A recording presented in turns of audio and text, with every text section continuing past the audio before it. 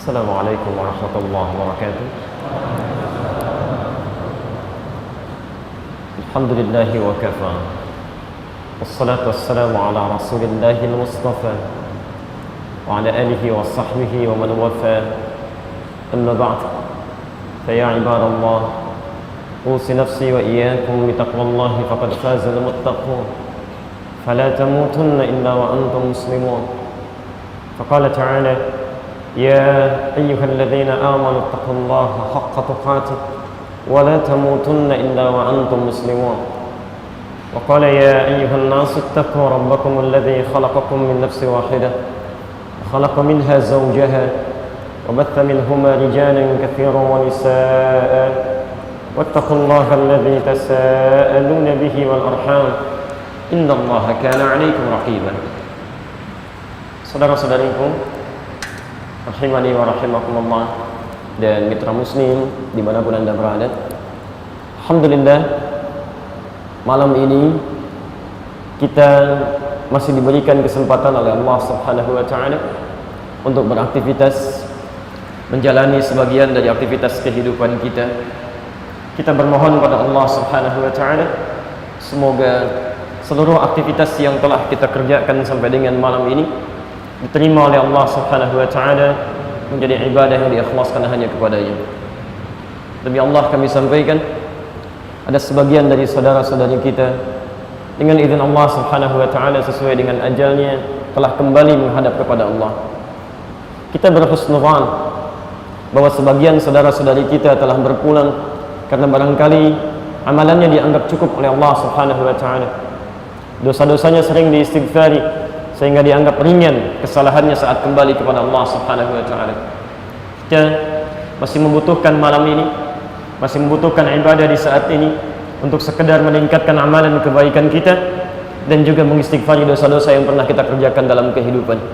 Jika sampai malam ini antum belum juga terfikir untuk meningkatkan kebaikan saat sebagian saudara kita telah kembali kepada Allah, antum membutuhkan berapa malam lagi untuk beristighfar kepada Allah subhanahu wa ta'ala. Karena itu teman-teman sekalian, mulai malam ini tanamkan pada jiwa anda, jika anda belum mampu berlomba dengan orang-orang saleh untuk meningkatkan kebaikan, sebaiknya anda segera bertekad untuk berlomba dengan para pendosa dalam beristighfar dan bertobat kepada Allah subhanahu wa ta'ala. Teman-teman sekalian, alhamdulillah kita berada di satu tempat rumah Allah subhanahu wa ta'ala yang dengan izin Allah diinisiasi oleh para ulama kita, para masyayikh kita, sehingga hadir suasana yang terbaik di malam ini. Saya khusus bermohon pada Allah subhanahu wa ta'ala, siapapun yang pernah menginisiasi, berkontribusi hadirnya Masjid Al-Irsyad ini dengan segala hal yang terkait di dalamnya, ada perguruannya, ada majlis ta'limnya, ada halaqahnya, semoga Allah subhanahu wa ta'ala melimpahkan segala kemuliaan seperti dijanjikan oleh Rasulullah sallallahu alaihi wasallam dalam hadis riwayat Muslim nomor hadis 1893. Rasulullah sallallahu alaihi wasallam bersabda, "Man dalla ala khairin falahu ajruhu mithla ajri fa'ilih min ghairi an yanqusa min ajrihi syai'." Siapa yang pernah menunjukkan pada satu kebaikan, memfasilitasi pada satu maslahat, kemudian itu dikerjakan oleh orang-orang setelahnya, maka ia akan mendapatkan pahala yang sama dengan orang yang mengerjakannya tanpa dikurangi sedikit pun. Masya Allah, sejak masjid ini dibangun, perguruan ini ada, orang yang menginisiasinya, kemudian merencanakannya, membangunnya, dan kami lihat dari sejak sebelum masuk masjid ke masjid ini, kami amati gambar-gambar di bawahnya, bagaimana para masyayikh berjuang, bagaimana bangunan tempo dulu sampai jadi sampai saat ini. Demi Allah kami katakan, siapapun yang salat di masjid ini, yang membaca Al-Quran, yang beribadah kepada Allah, yang berdoa kepadanya, insya Allah para ulama-ulama kita mendapatkan pahala yang tidak berkurang sedikit pun. Dan untuk kita yang hadir pada malam ini, saya bermohon pada Allah subhanahu wa ta'ala agar Allah subhanahu wa ta'ala memberikan kabar baik kepada kita semua yang terpilih di antara sekian hamba-hamba Allah yang tengah sibuk beraktivitas di malam ini. Anda bayangkan teman-teman, malam ini tidak mudah, malam weekend, malam Sabtu, malam untuk beraktivitas yang sepi di dalamnya, memilih untuk beristirahat, ada yang rekreasi, ada yang ingin refreshing. Masya Allah, ternyata di antara sekian orang yang sibuk itu, Anda yang terpilih oleh Allah untuk digerakkan langkahnya, dilembutkan hatinya, membelokkan itijahnya berada di masjid ini. maka kami berikan kabar gembira dengan kadar keikhlasan antum semua di malam ini dengan hadis Rasulullah sallallahu alaihi wasallam tercantum dalam riwayat Imam Ibnu Majah dalam kitab Sunannya nomor hadis 233 dari sahabat Abu Darda radhiyallahu taala anhu. Qala Rasulullah sallallahu alaihi wasallam, perhatikan kalimatnya, man salaka tariqa yaltamisu fihi ilma sahhalallahu lahu tariqan ila al-jannah. Siapapun, man ismun mausulun yadullu ala al-'ammiyah, huruf menunjuk pada subjek tanpa batas, mau laki-laki, mau perempuan, mau besar, mau kecil, mau dewasa, mau siapapun. Nabi SAW menyampaikan, man, siapapun, saya tidak peduli siapapun dia, selama dia muslim, salaka tariqa, yang menyiapkan dirinya menempuh satu jalan saat orang lain gemuruh dengan dunianya, menyibukkan diri dengan aktivitas dunianya, orang-orang ini menyiapkan dirinya menempuh jalan yaltamisu fihi ilma, untuk belajar sebagian dari tuntunan agamanya. Masya Allah, saya dengar ada yang berangkat dari Bandung, ada yang berangkat dari Jakarta, ada yang terbang dari Bali, ada sekitaran Surabaya. Masya Allah, demi Allah kami sampaikan, Nabi menyampaikan perjuangan antum di malam ini, kalau benar-benar ikhlas karena Allah, sahhalallahu lahu tariqan ilal jannah, maka setiap langkah yang antum titikkan sampai dengan di masjid ini, kata Nabi, akan dibayar tuntas dengan diringankan langkahnya menuju surganya Allah subhanahu wa ta'ala. Tidak cukup dengan itu, wa innal malaikata la tadau ajnihataha ridan li talibil ilmi.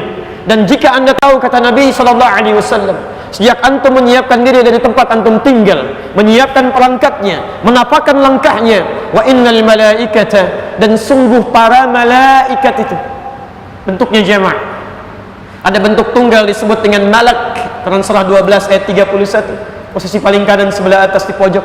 Masya Allah, ya. Ma hadza bashara in hadza illa malakun karim, malak satu malaikat. Tapi kalau dijamakkan, berubah kalimatnya dari malak menjadi malaikat. Kata Nabi SAW, kalaulah penuntut ilmu itu mengetahui, wa innal malaikata, dan sungguh banyak malaikat, la tadau ajnihataha ridan li talibil ilmi, sejak mereka keluar dari tempat mereka tinggal untuk menuntut ilmu, para malaikat ini membentangkan sayapnya, menaungi mereka sampai tiba di majlis ilmu, sampai kembali ke tempatnya masing-masing, memberikan ridha kepada mereka semua. Dan ridhanya malaikat minimal ada dua makna di sini. Yang pertama, ad-du'a'u bil khair, memohonkan kebaikan-kebaikan bagi para penuntut ilmu.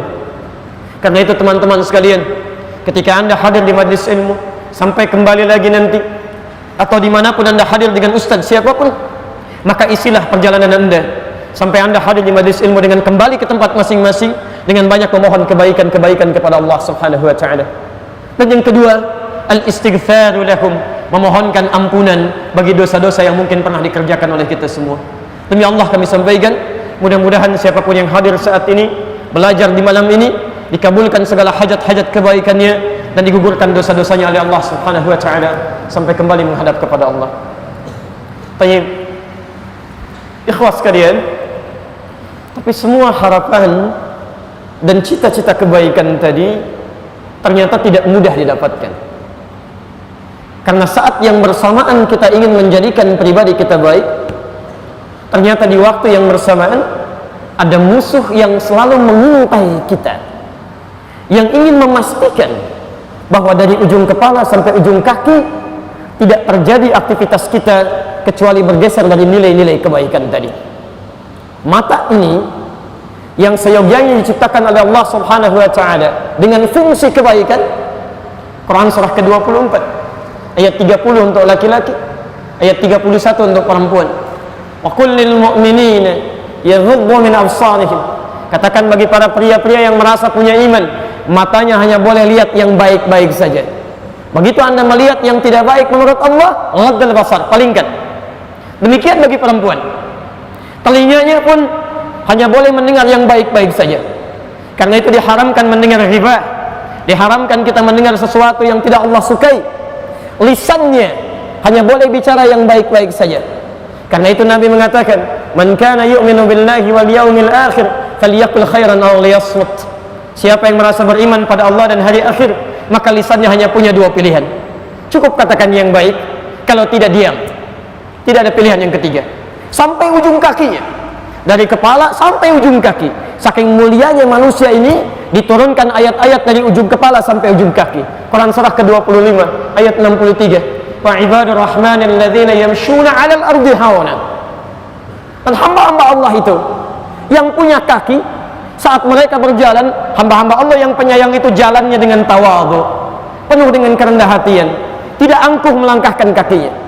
Teman-teman, dari ujung kepala saja sampai dengan ujung kaki, Allah meminta kita untuk menjadikan semua elemen tubuh ini berjalan pada yang baik-baik. Tapi saat yang bersamaan itu tidak mudah, karena ada makhluk yang mengintai kita, disebut oleh Al-Quran sebagai musuh yang sangat berbahaya, yang ingin memastikan bahwa ujung kepala sampai ujung kaki ini bergeser dari nilai-nilai kebaikan tadi pada sesuatu yang tidak disukai oleh Allah Subhanahu wa Ta'ala. Kita akan coba turunkan siapa makhluk berbahaya ini. Apa pentingnya kita mengenali makhluk ini? Bagaimana kemudian kita menghindarinya?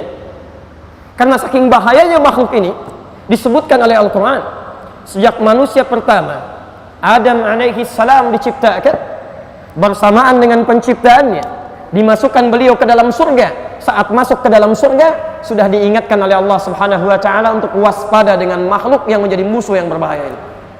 Anda bayangkan, jangankan kita di malam ini, manusia pertama Nabi Adam saat mulai diciptakan, dimasukkan ke dalam surga, sudah diingatkan, ini ada musuh yang sangat berbahaya, hati-hati dengan dia. Quran surah ke-20 ayat 116. Faqulna ya Adam, maka kami katakan kepada Adam saat dia masuk ke dalam surga itu, lihat, inna hadza aduwwun laka wa li zawjik. Hati-hati kata Quran, ini musuh kamu yang sangat bahaya. Ini musuh kamu yang sangat berbahaya. Musuh kamu dengan istrimu. Di manusia pertama saat mulai diciptakan, masuk ke dalam surga, sudah diingatkan oleh Allah Subhanahu wa Ta'ala, ini musuh yang berbahaya, hati-hati. Bahkan saat Adam alaihi salam diturunkan oleh Allah Subhanahu wa Ta'ala ke muka bumi, kemudian mulai berkeluarga, berganti generasi, diingatkan generasi ini oleh Allah Subhanahu wa Ta'ala langsung. Bukan cuma Adamnya, seluruh generasinya diingatkan oleh Allah Subhanahu wa Ta'ala, hati-hati dengan musuh ini, akan tetap dia menjadi musuh sampai dengan kiamat nanti. Maka ambil dia sebagai musuh. Bahkan Allah perintahkan kepada kita, jadikan dia sebagai musuh, bukan sebagai kawan. Quran surah 35 Fatir ayat yang ke-6. Lihat kalimatnya, inna syaitana lakum aduwa fattakhidhuhu aduwa. Hati-hati kata Allah, ini makhluk sangat berbahaya, akan jadi musuh bagi kalian, maka tetapkanlah dia musuh sampai dengan kiamat nanti. Adam dilahirkan, maksudnya diciptakan oleh Allah Subhanahu wa Ta'ala, dimasukkan ke dalam surga, disebutkan hati-hati selama kamu hidup ini ada musuh. Turun ke muka bumi, keturunannya disampaikan oleh Allah sebagai peringatan, ini ada musuh. Bahkan teman-teman, maaf, para nabi pun yang diutus oleh Allah Subhanahu wa Ta'ala membimbing umatnya, yang diberikan sifat maksum, terbebas dari kesalahan, ternyata Masya Allah tidak luput dari godaan musuh yang satu ini. Adik kita tadi sudah membacakan Quran surah ke-6 Al-An'am ayat 112 sampai 113, posisi paling kiri sebelah atas. Lihat kalimatnya, wa kadzalika ja'alna likulli nabiyyin aduwa. Demikian kami pun telah jadikan bagi kalangan para nabi itu musuh dalam perjalanan dakwah mereka. Saking bahayanya musuh ini, Nabi Adam diingatkan, generasinya diingatkan, bahkan para nabi sampai dengan Nabi Muhammad sallallahu alaihi wasallam.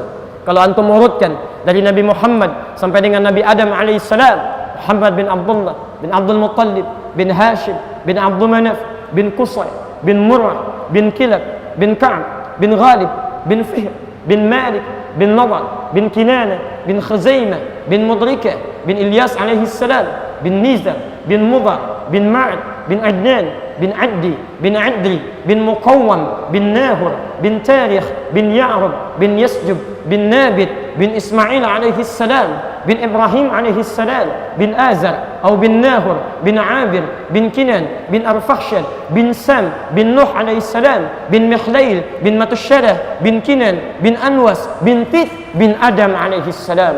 dari Nabi Muhammad SAW sampai dengan Nabi Adam tidak lepas dari musuh yang sangat berbahaya ini. Jadi kalau Nabi pun waspada dengan musuh ini, Nabi yang surganya jelas, dekat dengan Allah, manusia paling takwa, punya sifat maksum, diingatkan oleh Al-Quran, waspada dengan musuh ini. Anda bukan Nabi, bukan Rasul, surga belum jelas sampai dengan malam ini, hisab masih menegangkan, tidak lebih takwa dibandingkan dengan para Nabi, tidak waspada dengan musuh ini, bahaya kehidupan kita.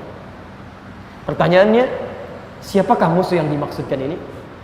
Bagaimana dia kemudian menjadi musuh? Dan seperti apa kita mewaspadainya? Kalau Anda tidak pernah kenal dengan musuh yang seperti ini, jangan-jangan tidak sadar kita telah terjerumus pada perangkap-perangkap yang telah disiapkan ini. Inilah yang akan kita bahas di pertemuan dengan malam ini. Mudah-mudahan Allah berikan kemudahan untuk menyampaikan, mudah untuk antum terima, dan mudah untuk diamalkan dalam kehidupan kita. Jelas sampai dengan sini? Jelas insya Allah? Belum ya. Kalau sudah jelas ya selesai, saya pulang. Kita terangkan dulu ya. Teman-teman sekalian, saya mohon izin karena ini masih di awal kajian, saya ingin berusaha menampilkan isi materi yang sesuai dengan pesan Nabi SAW. Ya. Ada di hadis Muslim. Hadis Muslim, kalau antum punya kitabnya Syarah Imam An-Nawawi, pesan ini ada di jilid yang pertama, ada 9 jilid. Antum cari jilid yang pertama, halaman 119, Babul Muqaddimah, bab yang kelima, hadis yang nomor 15, posisi paling kiri sebelah atas. Kalau ingin agak sedikit sama dengan saya, cari terbitan yang Darul Hadis, cetakan tahun 2002, warnanya biru dongker ya. Saya beli tanggal 26 Juli tahun 2006 di Husainiyat di Al-Azhar. Harganya masih 450.000 kalau dikurskan sekarang. Perhatikan pesan Nabi yang dirangkum oleh Imam Muslim dalam hadis ini. Nanti antum terapkan dengan ustadz manapun ketika belajar, karena ini yang terbaik yang bisa kita ambil ya. Imam Muslim membuat sebuah bab, beliau sampaikan Babul Isnadi Minad Din. Babul Isnad, bab belajar yang urutannya sesuai, sanadnya tersambung kepada Nabi itu ya. Babul Isnad, isnad itu berasal dari kata sanad, yaitu runtutan informasi yang sampai pada sumbernya, pada sumber utamanya. Kalau di ilmu hadis itu, kalau disebutkan dengan sanad, riwayatnya harus sampai kepada Nabi SAW. Kalau kemudian Anda pelajari itu semua, belajar sesuai urutan ini sehingga sampai ke Nabi, ke sumber utamanya, sumber utama, maka pelajarannya disebut dengan isnad. Sekarang perhatikan, beda antara belajar ad-din, belajar syariat agama kita dengan pelajaran biasa. Ya, Imam Muslim memberikan pesan, semua pelajaran yang terkait agama kita, ad-din, itu mesti pastikan bersumber dari sumber yang tersambung kepada Nabi SAW. Babul Isnadi, bab belajar tuntunan agama yang tersambung kepada Nabi SAW, referensinya minad din, itu termasuk yang terpenting dalam urusan agama kita. Jadi sama pentingnya dengan urusan ibadah.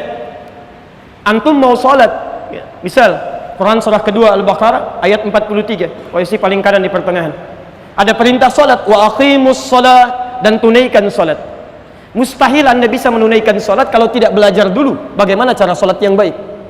Nah, ketika Anda ingin belajar sholat itu, maka pastikan cara belajar sholat Anda sesuai, tersambung sampai kepada Nabi SAW. Anda benar cara belajarnya, maka benar tuntunan agamanya. Tapi kalau salah cara belajar Anda, maka praktek sholat Anda pun akan keliru di sini.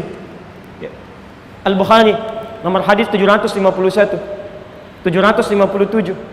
Hadis Muslim nomor hadis 397.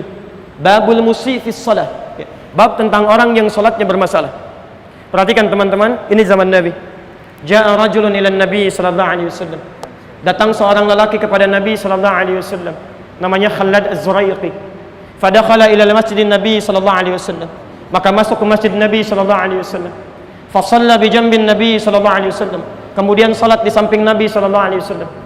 Falamma sallama yaminan wa shimala, tatkala orang ini selesai salatnya, salam ke kanan dan ke kiri, Faqala lahu an-nabiy sallallahu alaihi wasallam. Maka Nabi sallallahu alaihi wasallam tanpa jeda langsung berkata kepada orang ini, "Shalli fa innaka lam tusalli." Silahkan Anda salat lagi karena Anda belum salat. Silahkan Anda salat lagi karena Anda belum salat. Fa'ada salatahu 3 marrat. Maka kemudian ia mengulang salatnya sampai 3 kali. Faqala lahu an-nabiy sallallahu alaihi wasallam mithla ma kana. Namun Nabi sallallahu alaihi wasallam tetap mengucapkan kalimat yang sama.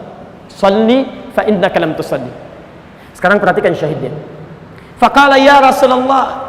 Maka orang ini berkata setelah salat yang ketiga kali, "Ya Rasulullah, ma uhsinu ghairah." Ya Rasulullah, saya tidak bisa lebih baik lagi daripada ini. Alimni, ini syahidnya. Alimni, tolong ajarkan saya. Tolong ajarkan saya. Faqala lahu an-nabiy sallallahu alaihi wasallam. Maka Nabi sallallahu alaihi wasallam lantas berkata kepada orang ini, "Idza qumta ila shalah, hai fulan, kalau salat kamu ingin sempurna, fa asbighul wudu, maka mulai dengan sempurnakan wudunya. Begini caranya. Thumma istaqbilil qiblah, lalu menghadap ke arah kiblat, begini caranya." Kemudian diajarkan dari bertakbir sampai dengan salam. Kata para ulama hadis, orang ini diajarkan dari wudu untuk menunjukkan pesan bukan cuma salatnya yang salah, dari wudunya pun sudah bermasalah. Tapi poinnya, setelah selesai Nabi mengajarkan kalimat itu, lalu beliau menyampaikan pesan yang kita ingat sampai dengan sekarang, yang dituliskan oleh Imam Muslim dalam bentuk bab ini. Sallu kama ra'aitumuni usalli. Salatlah kalian persis seperti melihat saya salat. Anda bisa bayangkan, sahabat Nabi saja hidup di zaman Nabi, dekat dengan Nabi, salat di masjid Nabi, tapi cara salatnya tidak seperti diajarkan oleh Nabi sallallahu alaihi wasallam. Tidak bersumber dari sumber yang utama. Kata Nabi, salat Anda bermasalah, silakan ulangi. Anda bukan sahabat Nabi, tetangga Nabi juga bukan, kerabat Nabi juga bukan, salat bukan di masjid Nabi dan tidak dekat dengan Nabi, lantas merasa benar salatnya dan tidak belajar sesuai dengan sumbernya. Maka ada sesuatu yang harus kita perbaiki di sini. Maka dari itu, baik itu salat ataupun pelajaran-pelajaran lain, kata para ulama, sepanjang ada petunjuk dari Nabi, sumber yang jelas, maka ambil itu terlebih dahulu, kemudian tuangkan dalam bentuk uraian-uraian sesuai dengan penjabaran ulama-ulama kita di masa dulu. Jelas di sini? Baik, maka saya mohon izin untuk mengeluarkan manhaj ini. Saya turunkan dulu dalilnya dari bahasan-bahasan kita untuk malam ini, baru kemudian kita uraikan dalam bentuk uraian-uraian yang insya Allah diberikan kemudahan untuk malam ini. Saya hapus sebentar ya. Baik, barangkali tidak terlihat sepenuhnya ya, karena whiteboardnya terbatas, jadi nanti saya bacakan, antum yang ingin mencatat bisa meneruskan di sini. Baik, tema kita musuh yang sangat berbahaya. Musuh yang sangat berbahaya.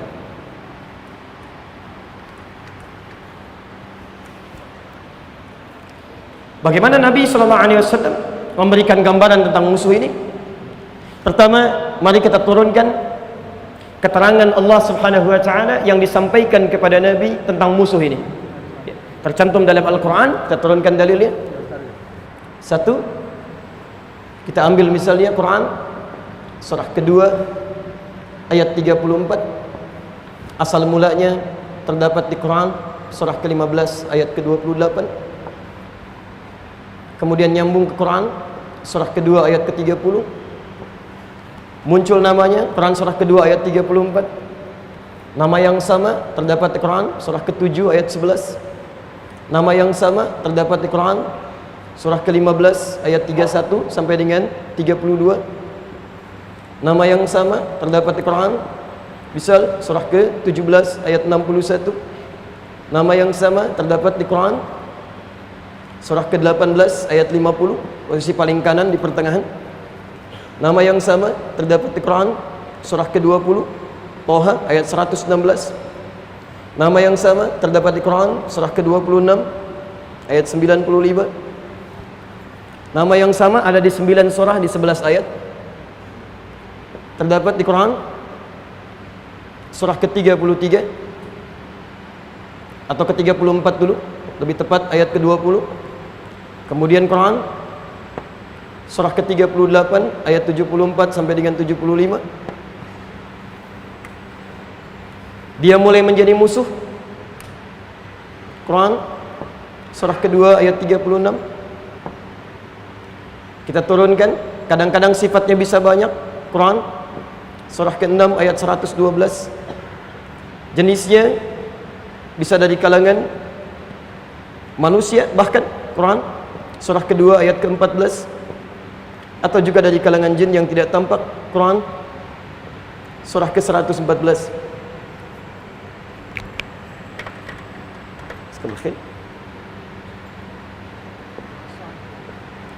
Kemudian hadisnya, kita ambil contohnya.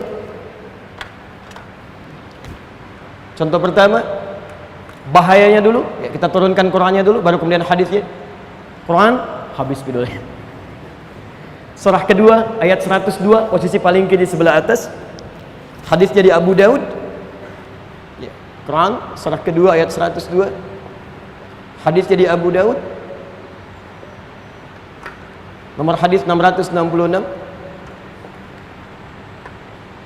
Kemudian kita turunkan penjabarannya nanti untuk kewaspadaan. Bagaimana langkah kita mewaspadainya? Quran surah kedua ayat 168, posisi paling kanan sebelah bawah. Kemudian turun hadisnya. Kita ambil riwayat Abu Daud lagi. Nomor hadis 1523. Kemudian di An-Nasa'i bagian ke-9 44. Kemudian cara kembalinya kepada Allah, kita ambil hadis riwayat Muslim yang antum amalkan selepas salat. Nomor hadis 591, 593, 597. Pas sampai akhirnya. Ini materi kita. Baik. Saya agak pelan-pelan. Bismillah. Kita coba kenali dulu musuh ini, dari mulai pertama kali makhluk ini diciptakan sampai menjadi musuh bagi kita. Setelah paham kemudian namanya, bahayanya, baru kemudian kita ambil langkah kewaspadaannya. Bismillah. Quran surah ke-15 Al-Hijr ayat ke-28, posisi paling kanan sebelah bawah. Saat Allah Subhanahu wa ta'ala telah menciptakan malaikat dan jin, diciptakanlah kemudian makhluk baru yang diberi nama dengan bashar. Allah berfirman, wa idh qala rabbuka lil malaikati inni khaliqun bashar. Wa idh qala rabbuka lil malaikati, dan ketika Rabbmu Muhammad berfirman pada malaikat dan jin yang ada pada saat itu, karena jin sudah lebih dulu diciptakan dibandingkan dengan bashar ini. Quran surah ke-15 ayat 27 sebelumnya, wal janna khalaqnahu min qablu min naris samum, dan jin telah kami ciptakan sebelum manusia dari api yang menyambar-nyambar, bergejolak. Setelah diciptakan malaikat, diciptakan jin, kemudian diciptakanlah makhluk yang baru ini. Karena kita sudah dekat kepada waktu Isya, kita akan tanyakan kepada Al-Quran, siapa makhluk ini, bagaimana kemudian Allah menamainya, seperti apa korelasinya dengan hadirnya musuh yang menjadikan ia bahaya dalam kehidupan. Kita nanti lanjutkan setelah mendengarkan kumandang adzan Isya berikut ini insyaallah. Assalamualaikum warahmatullahi wabarakatuh. Alhamdulillah, wassalatu wassalamu ala rasulillah wa ba'd. Ya ibadallah, usi nafsi wa iyyakum bi taqwallahi faqad fazal muttaqun. Fala tamutunna illa wa antum muslimun. Saudara-saudariku, teman-teman sekalian dan pemirsa Citra Muslim dimanapun Anda berada, alhamdulillah kita telah menunaikan salat Isya berjamaah. Kita bermohon pada Allah Subhanahu wa taala semoga salat yang telah kita tunaikan diterima oleh Allah Subhanahu wa taala dan menjadi amalan yang ikhlaskan karena Allah Subhanahu wa taala. Baik, kita coba lanjutkan bahwa saat manusia pertama diciptakan, setelah sebelumnya diciptakan dua makhluk, yaitu malaikat dan jin, maka Allah firmankan di Quran surah ke-15 ayat ke-28, wa idh qala rabbuka lil malaikati, dan ketika Rabbmu Muhammad berfirman pada malaikat, inni khaliqun bashar, saya akan mencipta makhluk baru, disebut dengan bashar. Disebutkan di Quran 35 kali dalam bentuk tunggalnya. Nanti manusia disebutkan dengan 5 nama, kadang disebut dengan bashar 35 kali disebutkan. Kadang disebut dengan ins, bersanding dengan jin, 18 kali disebutkan dalam Al-Quran. Kadang disebut dengan insan, 65 kali disebutkan dalam Al-Quran, di 63 ayat berbeda. Kadang disebutkan dalam bentuk jama' an-nas, 241 kali disebutkan dalam Al-Quran. Kadang disebut dengan Bani Adam atau Dzurriyyah Adam, disebutkan 7 kali dalam Al-Quran. Nama pertama yang disebut dengan nama Bashar. Saat Allah menciptakan makhluk ini, itu tidak ada masalah. Malaikat tidak mempertanyakan, jin juga tidak keberatan. Tidak ada persoalan di sini. Yang jadi kemudian pembahasan kita, ketika makhluk Bashar ini, yang selanjutnya diberi nama dengan Adam, diperkenalkan oleh Allah Subhanahu wa Ta'ala fungsinya dalam kehidupan. Anda mesti bedakan, ada penciptaan, ada penjelasan fungsi dari penciptaan. Karena mustahil Allah menciptakan makhluk sekecil apapun kecuali ada maslahat dan fungsi di dalamnya. Maka saat Allah menerangkan tujuan penciptaan makhluk ini, disebutkan kemudian dalam Al-Quran, dipindahkan ayatnya. Quran surah kedua Al-Baqarah ayat ke-30, posisi paling kiri sebelah atas. Perhatikan kalimatnya, awalnya sama persis dengan Al-Hijr ayat ke-28. Di Al-Hijr ayat ke-28 berbunyi, wa idh qala rabbuka lil malaika. Di Al-Baqarah ayat 30 bunyinya sama, wa idh qala rabbuka lil malaika. Tapi selanjutnya ini yang menjadi perbedaan. Di Al-Hijr disebutkan inni khaliqun basyara, saya ciptakan makhluk baru namanya Bashar. Di Al-Baqarah ayat 30 dijelaskan fungsinya, inni ja'ilun fil ardi khalifah, saya akan jadikan makhluk yang telah saya ciptakan ini sebagai khalifah di muka bumi. Teman-teman, tolong bedakan kalimat di sini. Ada khalaqa, ada ja'ala, itu berbeda. Kalau saya katakan, misal, khaliqal qalam, pulpen ini dibuat, pena diciptakan, dibuat dengan kata khalaqa, misal. Tapi belum dijelaskan apa fungsinya. Maka ketika saya akan terangkan fungsinya, berubah kalimatnya dari khalaqa menjadi ja'ala. Tayyib, apa fungsinya spidol? Belum tentu. Kalau saya katakan ini untuk melontar orang yang ngantuk misalnya, ya. Saya katakan inni ja'ilul qalam ramyan lin nu'as, saya jadikan spidol yang sudah ada ini untuk mengingatkan yang sedang mengantuk. Ja'il. Di sini mulai ada persoalan. Tayyib. Karena waktu kita sangat terbatas, saya agak sedikit singkatkan persoalannya.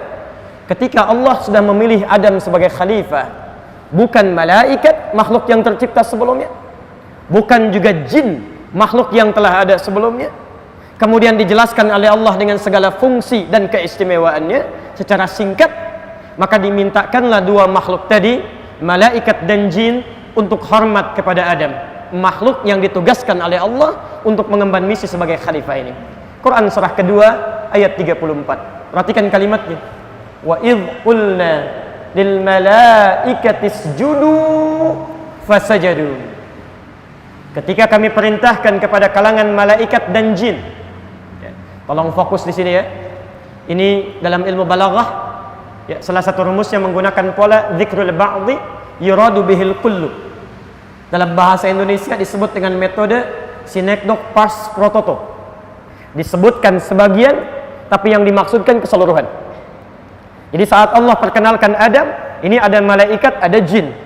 Tapi ketika Allah sampaikan tentang misi penciptaannya, kemudian diperintahkan untuk sujud, disebutkan sebagian dari kalangan malaikat dan jin ini, tapi dimaksudkan untuk keseluruhannya. Seperti saya katakan begini misal, maaf, ikhwan sekalian, antum mesti bertakwa kepada Allah Subhanahu wa Ta'ala. Padahal yang hadir di masjid ini bukan cuma ikhwan, akhwat juga ada. Apakah kalimat saya berlaku hanya untuk laki-laki saja atau perempuan juga ikut di sini? Termasuk perempuan ikut di dalam kalimat ini. Maka ketika Allah katakan wa idz qulna lil malaikati isjudu li Adam, kami firmankan kepada para malaikat termasuk jin di sini untuk sujud kepada Adam sebagai penghormatan. Bukan sujud penghambaan, bukan sujudnya yang penting karena perintah Allah yang dimaksudkan di sini. Tayyib, yang menarik di sini kita lanjutkan, fasajadu, semuanya sujud.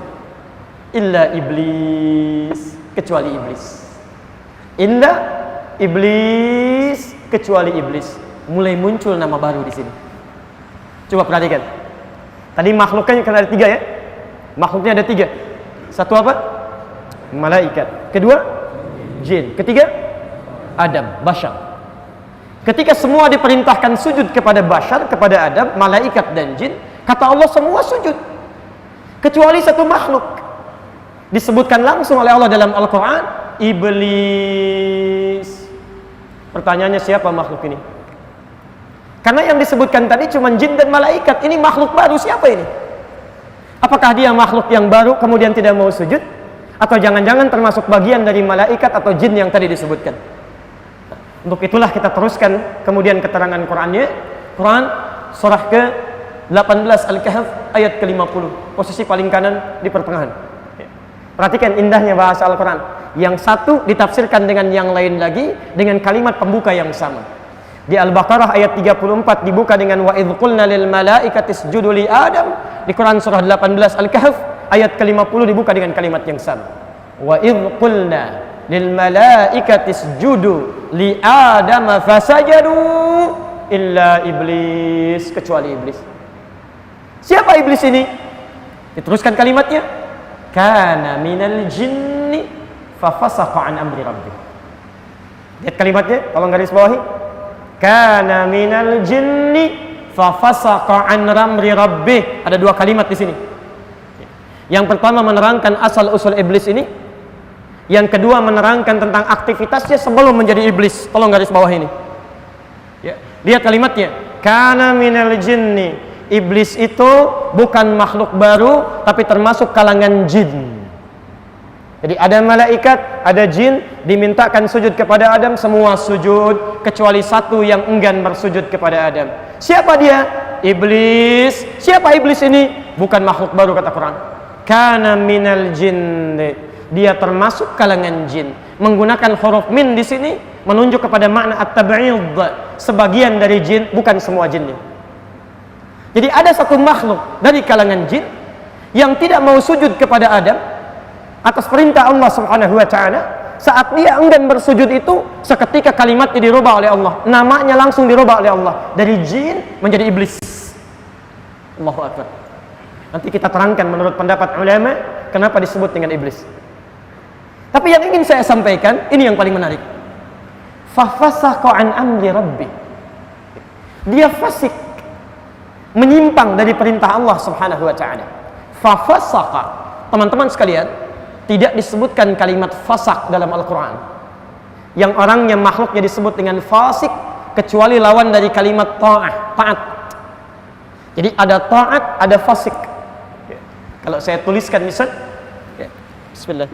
Saya coba balikan sejenak untuk memberikan kemudahan dalam gambaran pemahaman kita.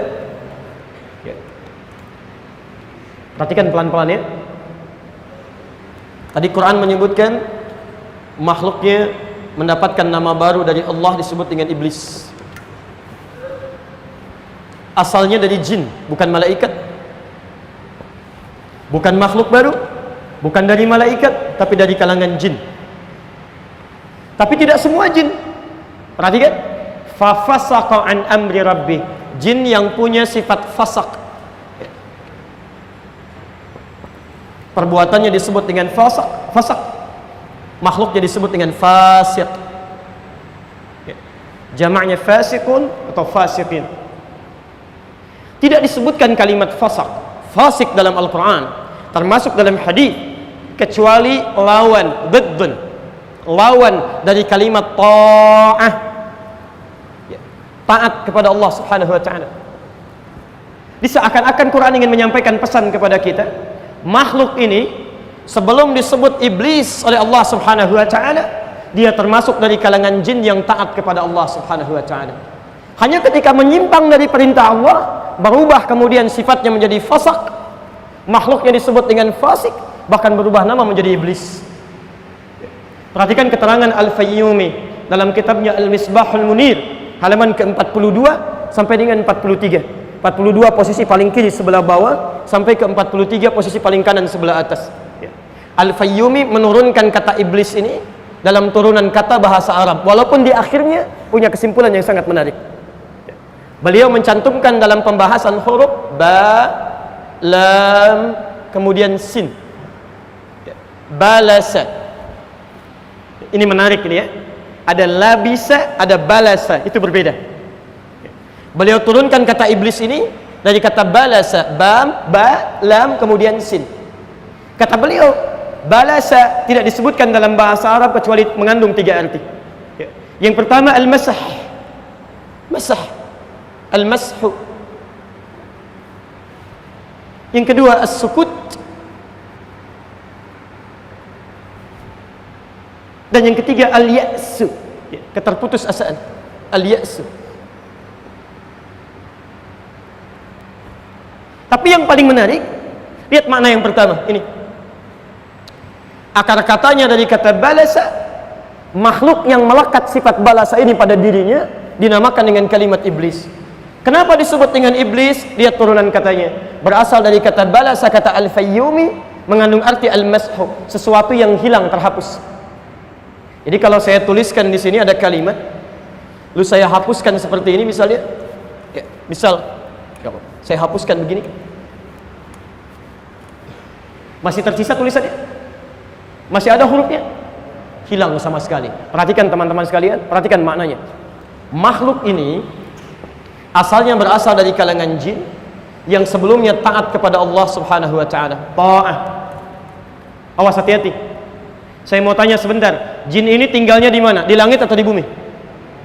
Di langit, taib. Tinggalnya di langit, ya, karena Adam belum turun ke bumi. Jin ini tinggalnya di langit.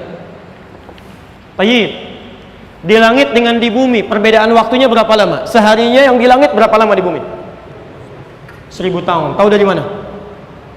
Quran surah ke-32 ayat yang kelima, kan? Posisi paling kanan di pertengahan. Fi yaumin kana miqdaruhu alf sanati mimma ta'udun. Seharinya sama dengan 1000 tahun dalam hitungan Anda. Jadi kalau saya mau sampaikan, kalau makhluk ini beribadah di alam langit cuma 1 hari saja dalam hitungan langit, itu sama nilainya dengan ibadah taat 1000 tahun dalam urusan dunia, dalam hitungan dunia. Jadi kalau makhluk jin ini pernah ibadah dalam sehari saja di langit, itu artinya sama dengan dia ibadah 1000 tahun ukurannya di muka bumi. Tapi ketika dia berbuat menyimpang dari ketentuan Allah, fasik dia, tidak mau taat kepada ketentuan Allah. Bahkan yang paling menarik, Quran surah ke-7 ayat 12 sampai ayat ke-13 ya. Mudah bagi Allah mengatakan, kamu sombong ya, kamu enggan untuk sujud ya. Tapi ternyata dengan hikmah Allah Subhanahu wa taala diperdengarkan di lisan makhluk ini supaya diketahui oleh kita apa yang menjadikan dia menyimpang dari ketaatan kepada Allah. Lihat kalimatnya, ma mana'aka alla tasjuda idh amartuk. Hei jin, hei yang telah saya ciptakan kamu. Lihat kalimatnya, kenapa kamu sulit untuk bersujud kepada Adam ketika saya perintahkan kepadamu? Jadi Allah ingin menegaskan dalam kalimat ini, yang penting itu bukan sujudnya kepada Adam. Saya nggak butuh dengan itu, saya nggak butuh dengan sujud kamu. Yang penting itu ini sedang saya perintahkan. Kenapa kamu tidak taat dengan saya? Termasuk kalimat sholat, kita diminta sholat, antum sujud kepada Allah dalam sholat, kita nggak butuh dengan itu. Allah nggak butuh dengan itu semua. Allah tidak butuh dengan sholat kita. Semuka langit dan bumi tidak sujud kepada Allah, tidak akan menurunkan status Allah sebagai Tuhan. Tetap Rabb, tidak akan mengurangi keagungannya Azza wa Jal ya. Tapi ini ujian ketaatan kita kepada Allah Subhanahu wa ta'ala. Taat tidak dengan perintah Allah ya. Lihat kalimatnya, saya minta kamu sujud kepada Adam bukan karena Adam yang penting, tapi ini perintah saya. Apa jawab makhluk ini? Lihat kalimatnya, ana khairum minhu khalaqtani min narin wa khalaqtahu min tin. Saya lebih hebat dibandingkan dengan dia. Saya lebih hebat dibandingkan dengan dia. Perhatikan, cuma satu kalimat. Saya lebih hebat dibandingkan dengan dia. Engkau ciptakan saya dari api, sedangkan dia engkau ciptakan dari tanah. Tidak pada levelnya, yang unggul mesti hormat kepada yang lebih rendah. Satu kalimat ini keluar di lisan makhluk ini, dirubah namanya oleh Allah Subhanahu wa ta'ala menjadi iblis, dan terhapus nilai ketaatannya dalam pandangan Allah Subhanahu wa ta'ala. Jadi kalau ada makhluk yang ukuran dunianya misal saja, beribadah sudah 1000 tahun misal, kalau ukuran akhirat cuma sehari saja, kemudian bersikap sombong dengan satu kalimat saja, tidak taat kepada Allah Subhanahu wa ta'ala, maka tidak bernilai seluruh amalannya di hadapan Allah Subhanahu wa ta'ala. Ini pesan pertama yang ingin disebutkan dalam penamaan ini. Maka antum yang hidup di dunia ini, yang mohon maaf, barangkali dalam kehidupan kita beramal tidak sampai pada kisaran waktu ini. Ada di antara antum yang pernah berzikir selama 1000 tahun? Ada yang pernah sholat selama 1000 tahun? Ada yang pernah baca Al-Quran selama 1000 tahun? Jadi iblis saja yang cuma dengan kalimat keluar dari ketaatan kepada Allah, ini tidak bernilai dalam pandangan Allah Subhanahu wa taala. Maka bagaimana dengan antum yang amalannya tidak seimbang, tidak sama waktunya dengan amalan makhluk ini, kemudian merasa sombong dalam kehidupannya, sombong dengan ilmunya, sombong dengan hartanya, sombong dengan kedudukannya? Demi Allah, Allah sudah turunkan iblis sebagai model makhluk paling buruk di mata Allah Subhanahu wa taala. Maka jangan sampai antum mengikuti jejaknya, ini yang paling bahaya. Paham sampai sini?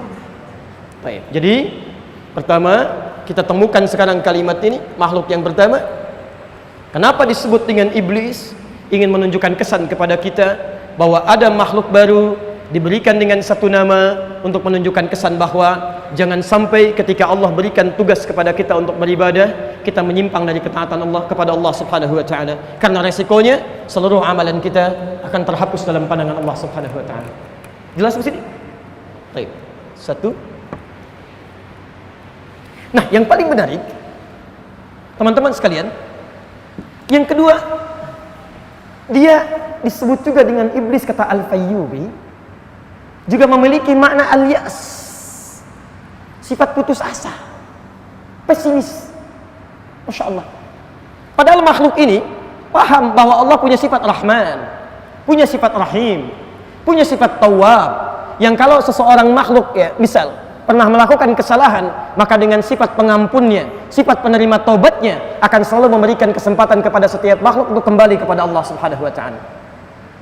Tapi karena tertutup dengan sifat-sifat yang tidak baik tadi, termasuk sifat putus asanya, maka dia menyimpulkan, saya sudah dicap buruk oleh Allah Subhanahu wa taala. Tidak ada kesempatan bagi saya untuk kembali kepada Allah. Maka dia menegaskan ketika Allah katakan, lihat kalimatnya, Allah katakan fakhruj minha, di ayat ke-17 dari Quran surah ke-7 itu, kamu keluar dari sini. Dari ayat ke-16, ayat ke-17, kamu keluar dari sini. Tidak layak kamu berada di sini, melanggar ketaatan kepada saya, bersikap sombong, tidak mau meralat kalimatnya, keluar dari sini, keluar dari rahmat Allah Subhanahu wa taala. Teman-teman sekalian, apa yang terjadi? Ini yang paling menarik. Ketika makhluk ini sudah keluar dari ketaatan kepada Allah, kemudian memiliki nama yang baru, menghadirkan sifat putus asanya, yang paling menarik, ini yang paling luar biasa. Dia menantang kepada Allah Subhanahu wa taala untuk membuktikan bahwa sikap saya ini tidak salah. Saya memang lebih hebat dibandingkan dengan Adam, ya Allah.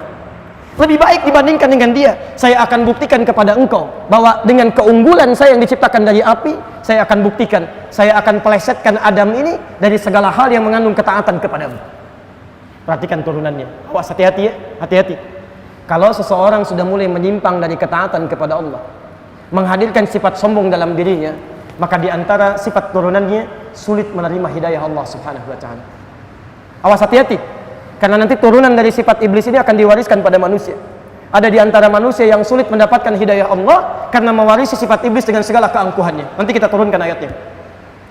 Nah, yang paling penting, ini yang paling menarik, saat keluar pernyataan iblis tadi, dia mengatakan, saya akan buktikan, saya akan goda Adam, izinkan saya untuk membuktikan kehebatan saya dengan menggelincirkan Adam dari ketaatan kepadamu. Maka keluarlah kalimat Allah Subhanahu wa taala yang diabadikan dalam Al-Quran surah ke-20 Thaha itu, dari ayat 115 sampai dengan ayat 116, yaitu wa idh qulna lil malaikati isjudu li adama fasajadu illa iblis aba. Ketika kami perintahkan pada kalangan malaikat dan jin untuk hormat sujud kepada Adam, semua sujud hormat kecuali iblis, dia enggan. Maka difirmankan oleh Allah di ayat 116-nya, fakulna, kami sampaikan pada Adam. Tolong garis bawahi kalimat ini. Lihat kalimatnya. Fakulna ya Adam. Maka kami sampaikan, hei Adam, hei Adam, inna hadza aduwwun laka wa li zawjik. Ingat ini Adam.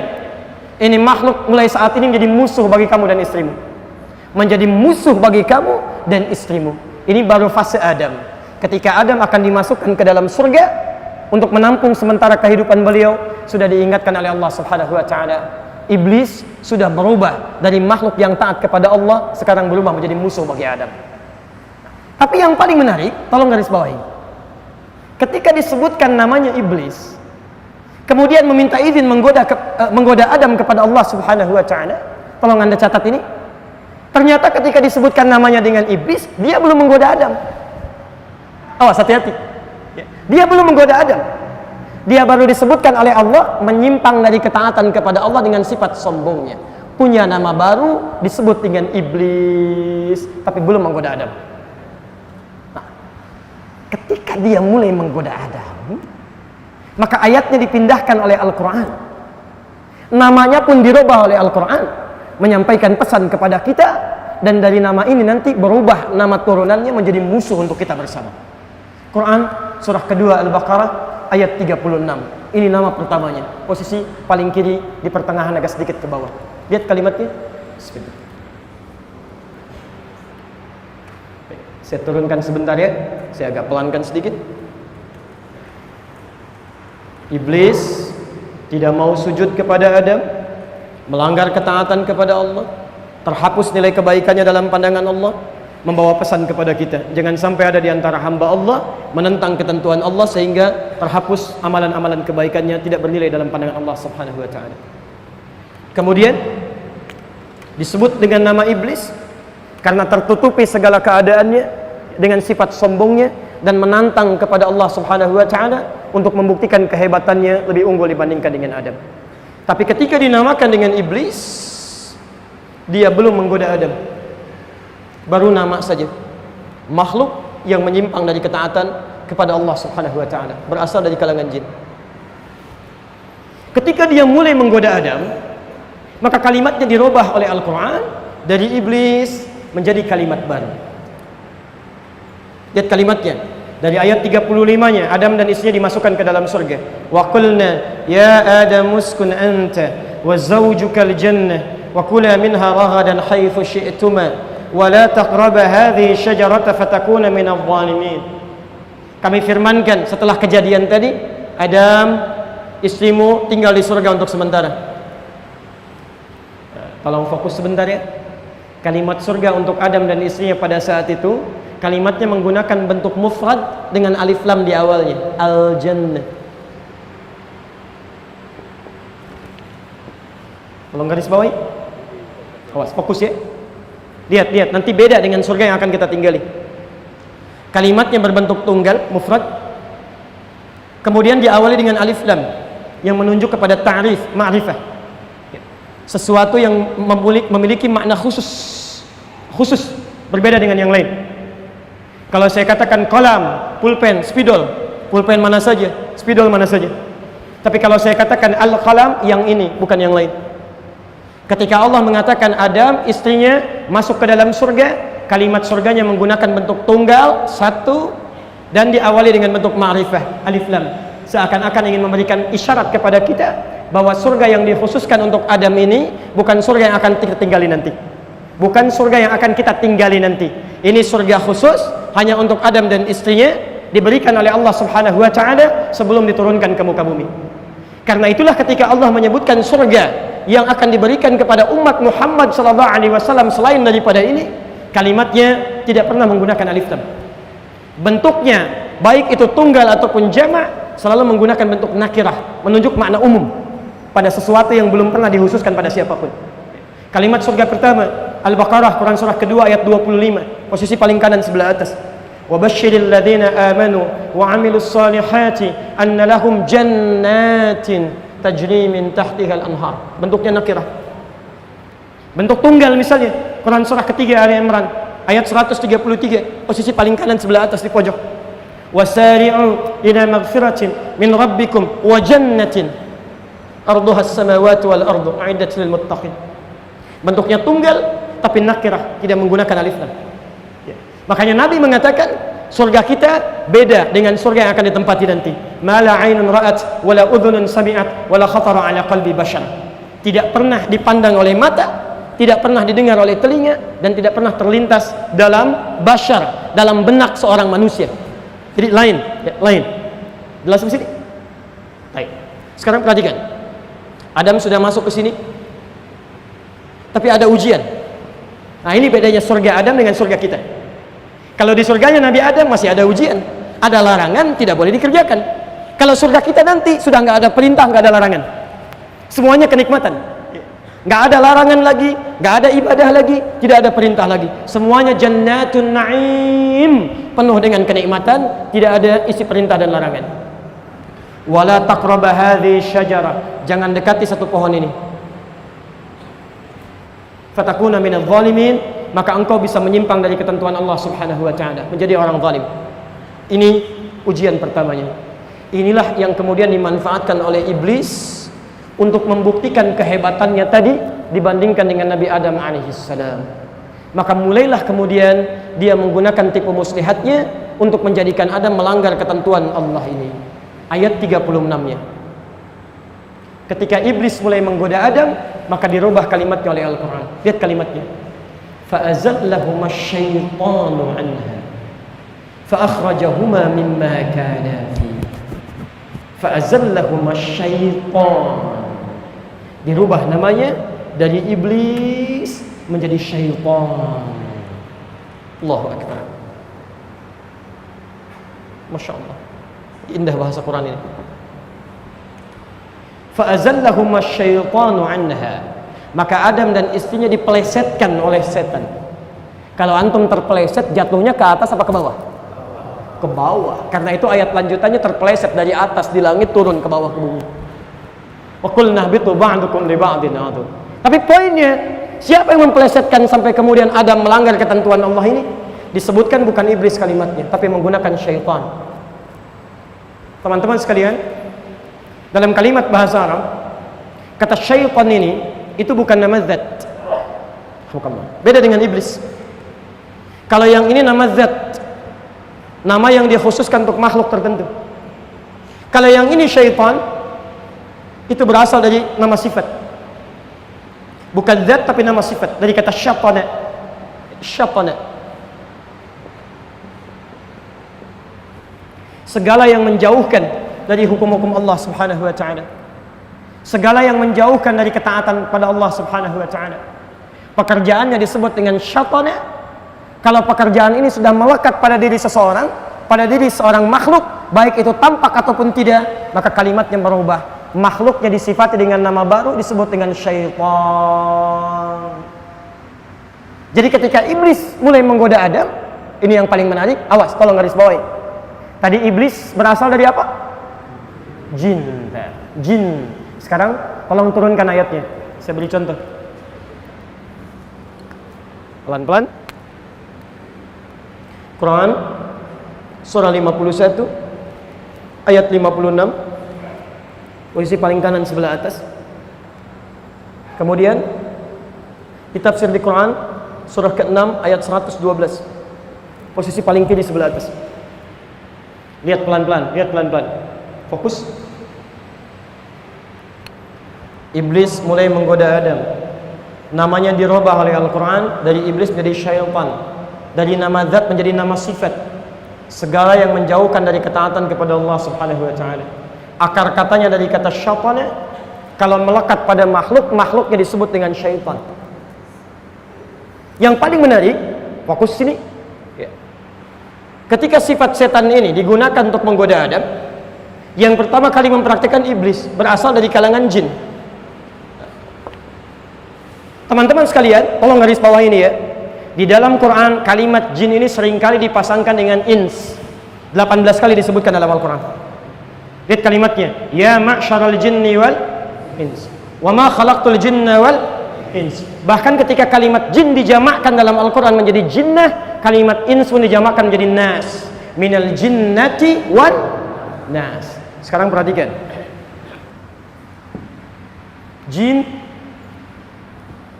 tidak disebutkan jin dalam Al-Quran, termasuk dalam bahasa Arab, kecuali untuk menunjuk makna sesuatu yang tak nampak, tersembunyi, tidak kelihatan.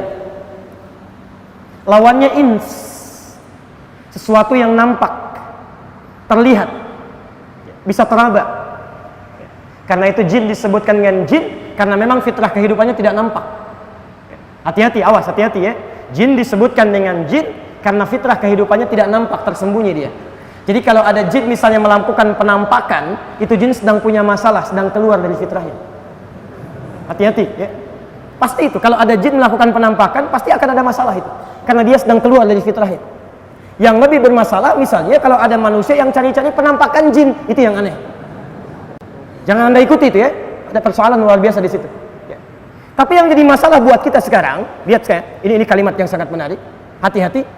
Ketika Quran menyebutkan kata syaitan yang mulai menggoda Adam, yang kemudian mulai menyampaikan kepada Allah Subhanahu wa taala untuk membuktikan kehebatannya, praktek pertama yang dia gunakan adalah praktek menggunakan kalimat syaitan dengan wujud iblis yang berasal dari jin, tidak nampak. Ini memberikan isyarat kepada kita bahwa godaan pertama yang datang dari iblis adalah godaan yang tidak nampak, yang bisa diberikan kepada jiwa raga setiap manusia. Masuk dia dalam sesuatu yang tak nampak dalam pandangan kita. Celakanya, ini yang jadi masalah. Ketika Adam terkena godaan setan ini, yang tak nampak dalam pandangannya, mulai memberikan was-was. Dekati itu, makan itu, ayo, kamu akan jadi makhluk yang abadi seperti malaikat. Itu nggak nampak dalam pandangan, nggak kelihatan. Ini memberikan isyarat kepada kita pertama kali bahwa iblis itu ketika mulai menggoda Adam, menyatakan dirinya sebagai musuh, maka dia akan menggunakan kekuatan pertama, yaitu kekuatan keadaannya yang tersembunyi, tidak nampak dalam pandangan manusia. Garis bawahi, 1. Sifat setan yang pertama, ketika menggoda Adam, sifat yang pertama, dia bersifat sebagai jin, tidak nampak dalam pandangan. Baik. Secara singkat, Adam kemudian dihukum oleh Allah Subhanahu wa taala. Setelahnya beliau bertobat kepada Allah di ayat ke-37-nya. Di antara hukuman dan ujiannya dimintakan untuk menjalani kehidupan di muka bumi. Tapi yang harus Anda garis bawahi, ketika Adam diminta turun ke muka bumi, jin pun yang menjadi iblis tadi, yang telah berubah menjadi setan sifatnya, meminta kepada Allah Subhanahu wa taala untuk diberikan kesempatan. Apa kesempatannya? Maaf, Quran surah ke-7 Al-A'raf. Fokus dari ayat ke-11 sampai dengan ayat ke-31. Quran surah ke-15 dari ayat ke-29 sampai ayat 40. Dan Quran surah ke-4 ayat 119. Dia memohon kepada Allah Subhanahu wa taala agar diberikan kesempatan oleh Allah Subhanahu wa taala untuk kembali membuktikan kehebatannya, kesombongannya, untuk menggoda Adam dan seluruh keturunannya di muka bumi. Dia minta kepada Allah, ya Allah, perkenankan saya untuk menggoda semua anak cucu Adam, dari depannya, dari belakangnya, dari kanannya, dari kirinya, dan saya akan berjanji kepadamu, dengan kehebatan saya yang lebih daripada Adam, saya pastikan tidak ada di antara mereka yang bisa taat kepadamu kecuali sedikit. Bahkan di ayat ke-40 surah ke-15, maaf kalimatnya menggunakan illa ibadaka minhumul mukhlasin, kecuali hamba-hambamu yang engkau ikhlaskan ya Allah, yang lainnya saya pastikan akan menjauh darimu. Allahu Akbar. Bahkan dia katakan lagi di Quran surah ke-4 ayat 119, posisi paling kanan sebelah bawah ya. Lihat kalimatnya, wala udhillannahum wala umanniyannahum, saya akan sesatkan mereka ya Allah, saya akan sesatkan mereka, saya akan berikan angan-angan dalam benak mereka supaya mereka tidak ingat kepadamu, supaya menyimpang dari ketentuanmu. Di teman-teman sekalian, saat Adam diturunkan ke muka bumi, jin ini yang telah menjadi iblis memohon kepada Allah untuk menggerakkan semua keturunan iblis ini menjadi setan yang akan menjadi musuh bagi Adam dengan memalingkan anak keturunan Adam dari ketaatan kepada Allah Subhanahu wa taala. Dari sinilah kemudian turun statement dari Al-Quran surah ke-7 ayat ke-26. Lihat kalimatnya, ya bani Adam, hei anak cucu Adam, la yaftinannakumus syaitanu kama akhraja abawaikum minal jannah. Jangan sampai nanti kalian menjalani kehidupan bisa disesatkan oleh setan seperti Adam dan istrinya, kakek moyang kalian, pernah dikeluarkan dari surga. Ini ayat peringatan pertama bahwa Adam saat berketurunan akan memiliki musuh abadi sampai dengan hari kiamat. Pertanyaannya, apakah kita termasuk dari bagian yang menjadi musuh setan itu? Teman-teman sekalian, semua anak keturunan Adam sampai dengan kiamat disebut oleh Al-Quran dengan istilah Bani Adam. Bani Adam termasuk kita sampai dengan malam ini. Artinya apa? Sampai dengan malam ini kita pun masih mendapatkan musuh abadi yang disebutkan tadi oleh Al-Quran bernama setan. Bernama setan. Yang jadi masalah, kenalkah Anda dengan setan ini? Ada berapa jenisnya? Bagaimana cara dia menggoda kita? Seperti apa menggodanya? Karena Nabi pun merinci setan ini sampai 9 jenis setan yang wajib kita ketahui. Hati-hati, ada 9 jenis setan yang wajib kita ketahui. Bahkan tidak jarang orang mengetahui bahwa di masjid pun ada setan. Sampai di masjid pun ada setan. Tugasnya 2. Pertama, menggoda orang sholat. Hati-hati, ya. Namanya khanzab. Ya, ada di Abu Daud nomor hadis 666. Ya, menggoda orang sholat sampai kata Nabi, lihat kalimat Nabinya. Ya, aqimus sufuf. Mulai rapatkan, luruskan saf kalian. Lihat, rapatkan dan luruskan saf kalian. Wahadhu bainal manaqib wal aqdam. Kemudian ukuran lurus dan rapat ini jika bahunya sejajar, tumitnya menempel di garis lurus. Yang paling menarik, wala tadharu furjatin lisyaitan. Jangan engkau berikan celah yang dengan celah itu setan bisa masuk. Anda bayangkan, ada setan khusus menggoda orang sholat. Sampai bahasa Nabinya mengatakan, ketika Anda mulai bertakbir, fayaqulu, maka setan ini akan mulai menggoda dengan membisikkan kepada Anda, uzkur kadza, ingat ini ya, ingat itu ya. Makanya silahkan kalau nggak percaya. Anda belum bertakbir, itu suasana kita masih biasa. Tapi begitu Anda mulai bertakbir, Allahu Akbar, Anda mulai akan mengingat apa yang tidak ingin Anda ingat. Nggak percaya silahkan. Begitu Anda takbir, Allahu Akbar, Masya Allah, Anda bisa ingat motor, ingat mobil, ingat jemuran, Masya Allah. Bahkan silakan kalau nggak percaya, besok subuh masih bisa Anda ingat materi ta'lim malam ini. Hati-hati ya, begitu Anda takbir, ada setan menggoda Anda untuk tidak khusyuk dalam sholat. Padahal dia setan. Kalimatnya belum selesai hadisnya. Hatta la yash'ural musalli kam raka'atan yusalli. Sampai-sampai ada orang yang sholat tidak sadar berapa rakaat sedang menunaikan sholat. Ada. Bahkan kalau di masjid, ya, maaf pekerjaannya please menggoda DKM masjid. Hati-hati. Awas, hati-hati ya. Hati-hati. Ya, awas. Masjid kalau belum dibangun semuanya semangat, gak ada masalah. Karena itu bentuknya nakirah, umum. Man bana masjidan fil ardi banallahu lahu baitan fil jannah. Siapa yang berkontribusi membangun masjid, nakirah, umum, menunjukkan semua orang ingin terlibat.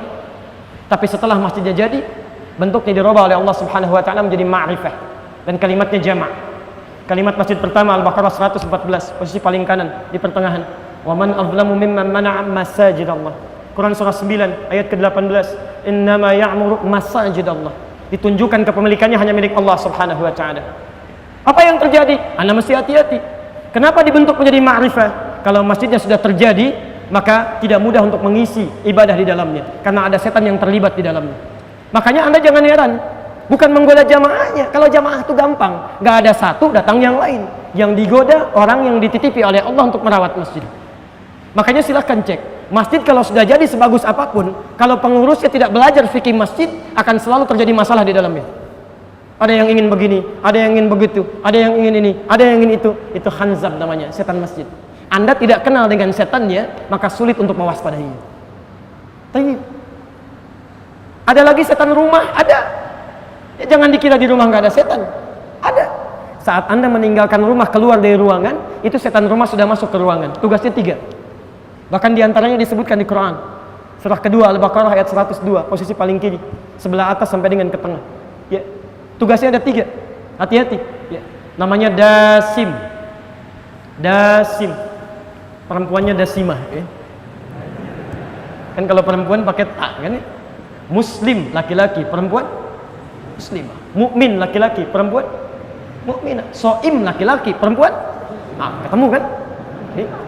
Dasim laki-laki, perempuan dasimah. Masya Allah. Hati-hati dengan setan ini ya. Tugas pertamanya, dia akan mengisi ruang-ruang kosong di rumah. Jadi begitu Anda keluar, dia masuk ke situ. Ya, masuk baik di kamar Anda, ruangan Anda. Makanya Nabi menyampaikan, mohon maaf, ketika Anda masuk ke ruangan, ada atau tidak ada orang, katakan salam. Assalamualaikum. Kata Nabi, setan ini akan berkata kepada kawannya, kita tidak punya tempat menetap di sini. Tapi kalau Anda tidak ucapkan itu, dia akan katakan pada kawannya, kita punya tempat menetap di sini. Makanya Anda jangan kaget kalau siang Anda bisa lewat ruang makan, Masya Allah, lewat dapur, lewat kamar mandi, perasaan biasa saja. Tiba-tiba malam bisa lain suasananya. Malam bangun jam 2 pengen tahajud, begitu keluar kamar tiba-tiba ada bunyi gitu kan ya, padahal mungkin pintu yang bergeser saja, tiba-tiba kalimatnya bisa berubah. Hati-hati di ruang makan, Masya Allah, ada baju warnanya putih, rambutnya panjang, itu dasim. Dasim.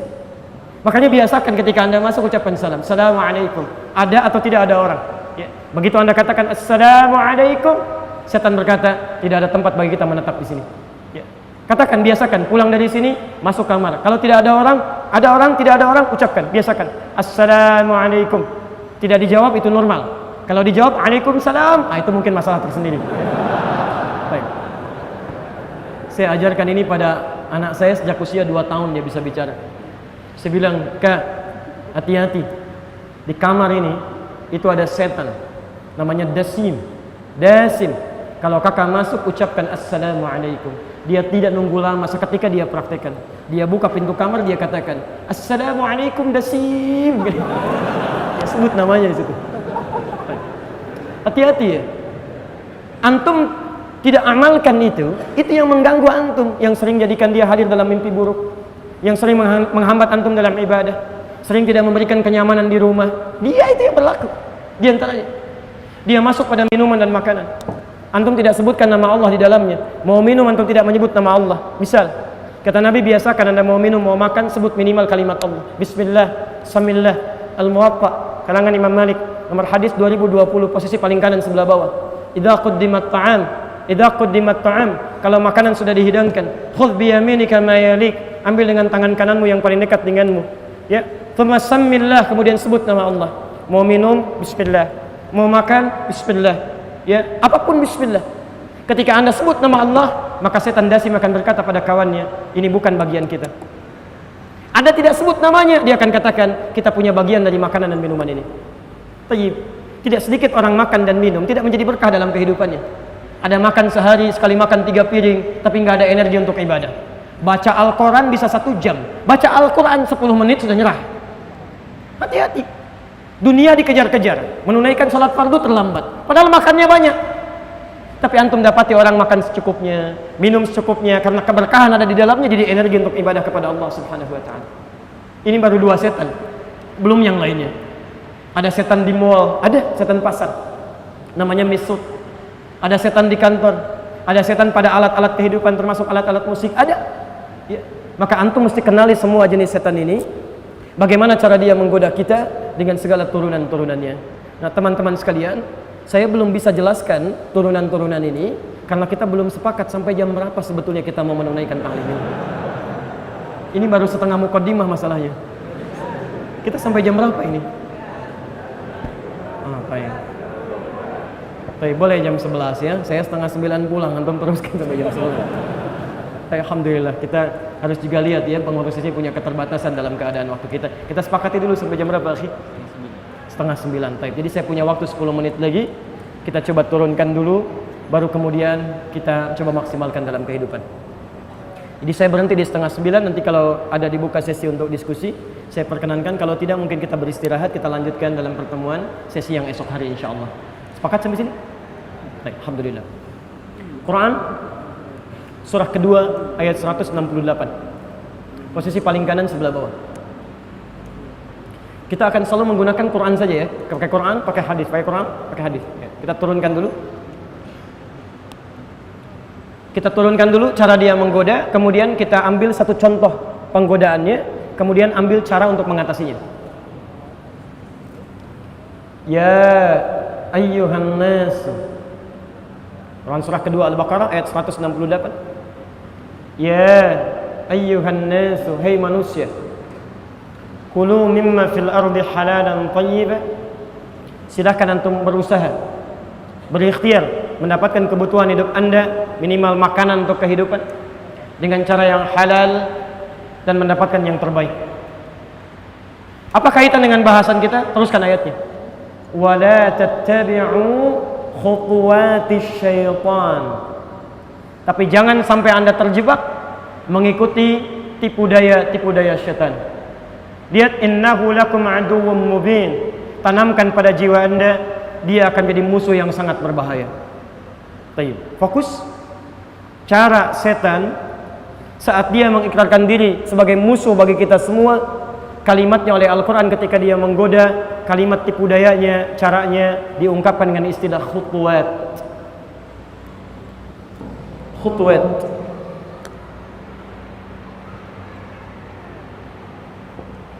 Wala tattabi'u khutuwati syaitan. Khutuwat. Fokus. Kata khutuwat itu jamak dari kata khutbah. Khutbah. Khutbah ya khutbah. Sedangkan kata khutbah tidak disebutkan dalam pemaknaan bahasa Arab sampai dengan sekarang, kecuali memiliki arti yang sangat dalam. Satu, rencana yang sangat matang, strategis. Jadi kalau ada misalnya militer ingin melaksanakan satu operasi, maka mereka akan membuat khutbah dulu, rencana strategis, punya plan. Begini cara kita mulai masuknya, begini mengatasi perlawanannya, begini cara penindakannya, begini cara menutupnya. Itu khutbah. Taib, bisa berarti juga pemetaan yang sangat rinci, peta yang rinci. Antum kalau kuliah, misalnya S1, kalau di Timur Tengah ada S2, magister atau doktorat, itu sebelum menulis tesis atau disertasi, mesti membuat peta bahasan dulu, sampai rinci, dari mulai garis-garisnya, dari mulai referensinya, dari mulai pembahasannya, poin-poinnya, sampai dengan rencananya, sampai bahasan apa ini kemudian ingin diselesaikan, A sampai Z-nya. Itu semua disebut dengan khutbatul bahthi, khutbah. Jamaknya disebut dengan khutwat. Allahu Akbar. Ketika setan mengikrarkan diri sebagai musuh untuk kita bersama, ternyata segala hal yang dimungkinkan oleh setan sebagai posisi yang musuh bagi kita untuk memalingkan kita dari Allah Subhanahu wa taala, semua langkahnya disiapkan dengan sangat matang oleh setan, sampai disebut oleh Al-Qur'an dengan nama khutwat, jamak dari kata khutbah. Seakan-akan Allah ingin menyampaikan, "Hei, hati-hati, godaan setan itu tidak biasa. Dia punya rencana yang sangat matang, punya peta yang sangat terperinci." Anda bisa bayangkan, kalau khutbah saja sudah demikian matangnya, maka bagaimana ketika ini dijamakkan jadi khutwat? Artinya, planning setan bukan cuma A, tapi B, C, D, sampai dengan Z-nya. Tidak bisa menggoda Anda lewat satu hal, dia akan masuk lewat sisi yang lainnya. Dan hebatnya, dia bisa menggoda dengan godaan yang sama pada dua orang yang berbeda dengan cara yang tidak sama. Keduanya sama, digoda untuk tidak menunaikan tahajud, tapi bisa masuk dengan cara yang sama.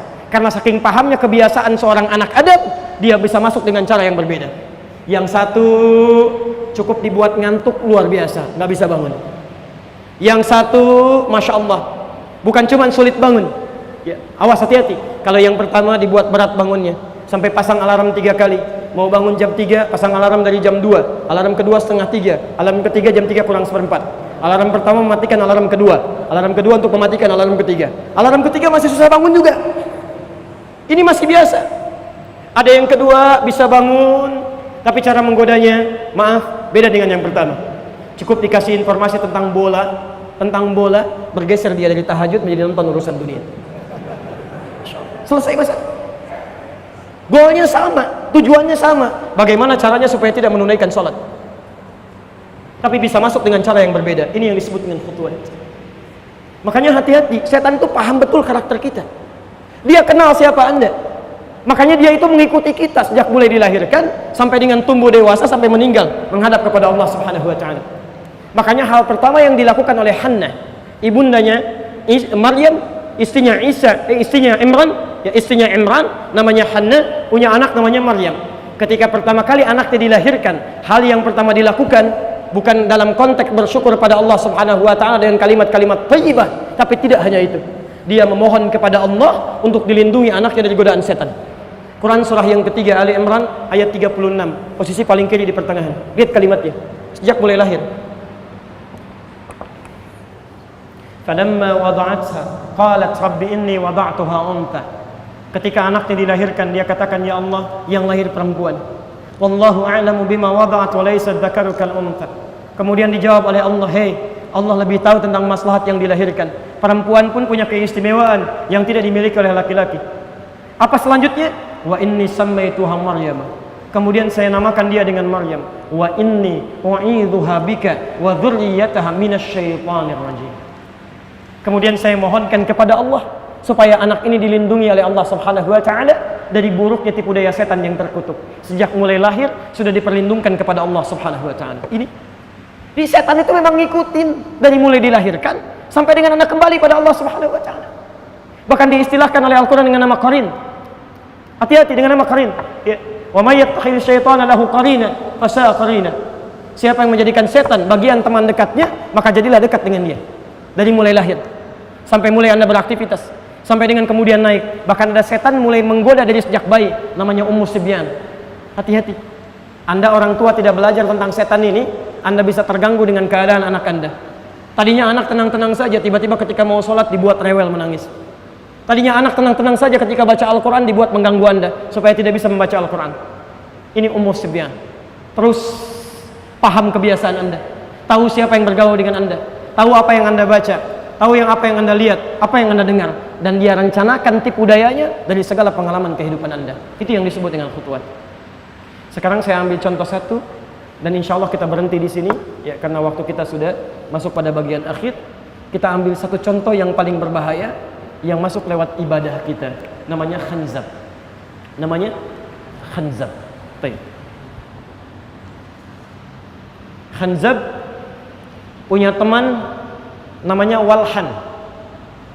Saya ulang ya. Khanzab punya teman namanya Walhan. Keduanya spesialis menggoda urusan ibadah, ya, khususnya masalah sholat. Walhan menggoda Anda dari sejak wudhu. Ya, Anda jangan kaget kalau nanti Anda sudah wudhu, tiba-tiba kadang-kadang suka merasa gelisah. Kadang-kadang was-was, ini wudhu saya batal atau enggak, ini berhasil atau tidak. Itu kerjaan Walhan itu. Walhan namanya. Nanti kita keluarkan, termasuk kitabnya ya. Kita ada referensinya, bukan cuma kalimat-kalimat semata, tidak. Sampai dengan Anda akan sholat, kita turunkan hadisnya di Abu Daud nomor hadis 666. Tadi saya sudah bacakan sebagiannya. Lihat ini ya, saya berikan satu ilustrasi.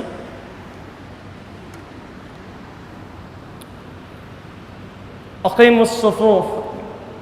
Nabi SAW sebelum menunaikan salat berbalik pada para sahabatnya. Nabi katakan aqimus sufuf. Tegakkan saf, luruskan. Fokus.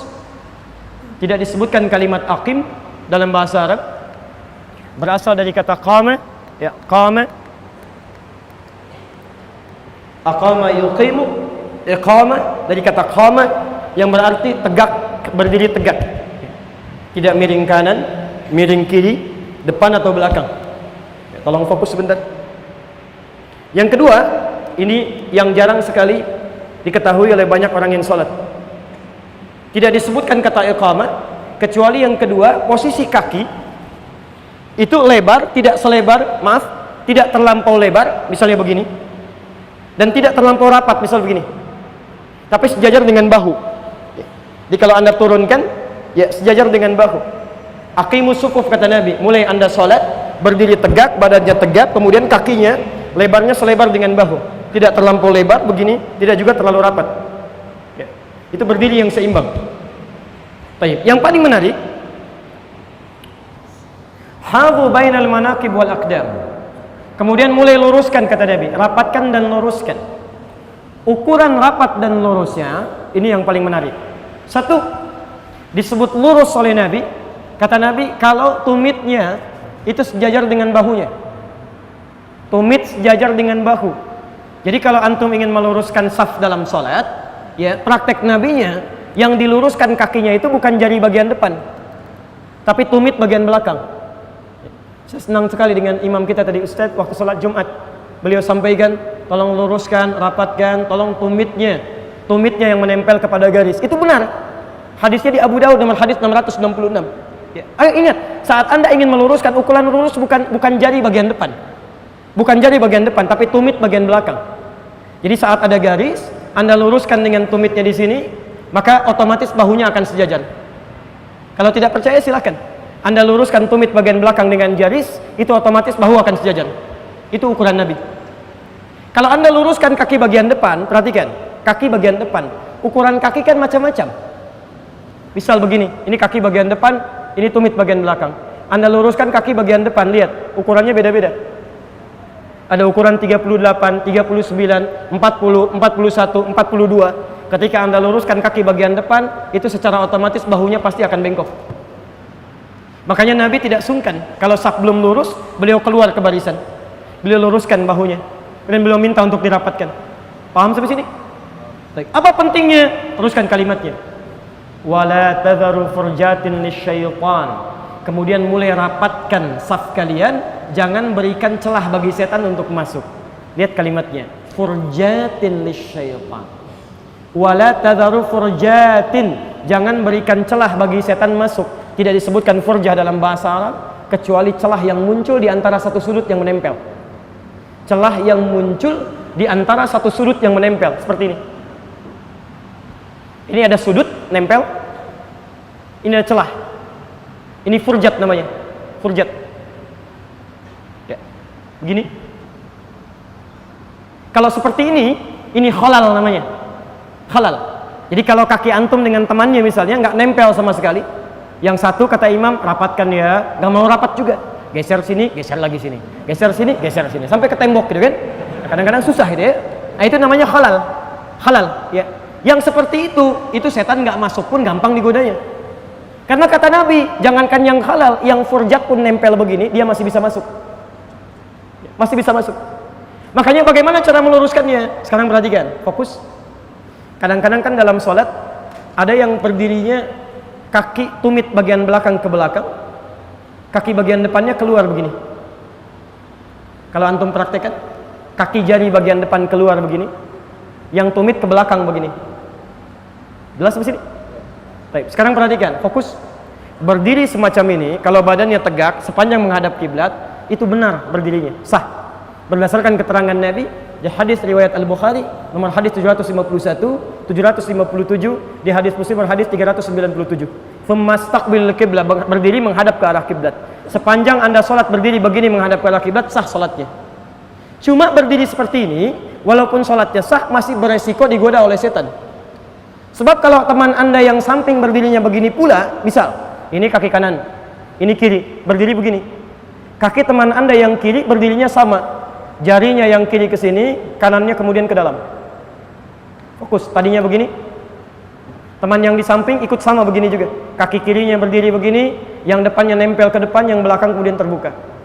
Ini celah yang muncul dari kaki yang menempel di depannya, ini yang disebut dengan furjat. Kata Nabi, pada yang seperti ini pun setan ikut masuk. Itu yang dinamakan oleh Nabi dengan khanzab. Setan ikut masuk. Maka bagaimana caranya?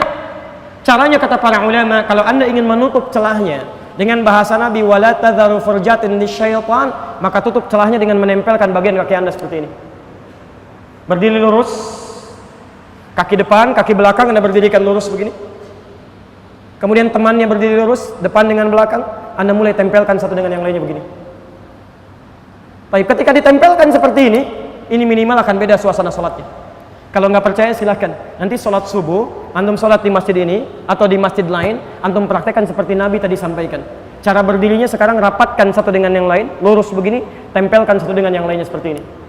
Demi Allah saya katakan, akan ada suasana berbeda sholatnya dibandingkan terpisah safnya begini. Apalagi seperti ini. Tapi hati-hati, hadisnya belum selesai. Walayyinu bi aidi ikhwanikum. Jangan sampai semangat kalian untuk menempelkan kaki begini menjadikan tangan teman kalian di samping sulit untuk bergerak. Begitu rapat begini mau takbir susah gitu kan? Nah, ini tidak diinginkan oleh Nabi. Anda keluar dari ketentuan ini, masuk khanzab kepada Anda, memberikan was-was. Dia katakan, ingat ini ya, ingat itu ya, sampai terjadilah hatta la yash'urul musalli kam raka'atan yusalli. Ada orang salat yang tidak sadar berapa rakaat sedang menunaikan salatnya. Teman-teman sekalian, itu baru satu setan yang datang menggoda, menjadi musuh kita dalam keadaan kita menunaikan ibadah harian, yaitu menunaikan ibadah salat.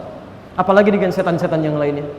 Dan Anda harus khawatir dan harus waspada, karena di antara setan juga ada yang sibuk menggoda manusia dan datang dalam suasana ta'lim.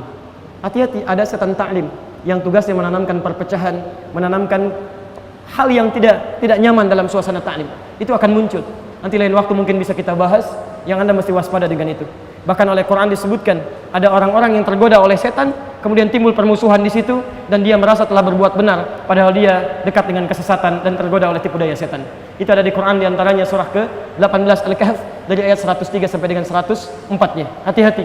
Ya, wahum yahsabuna annahum yuhsinuna sun'a. Mereka merasa telah berbuat baik dalam kehidupannya, padahal telah dibuat terpisah terpadaya oleh setan yang sangat berbahaya dalam kehidupan mereka.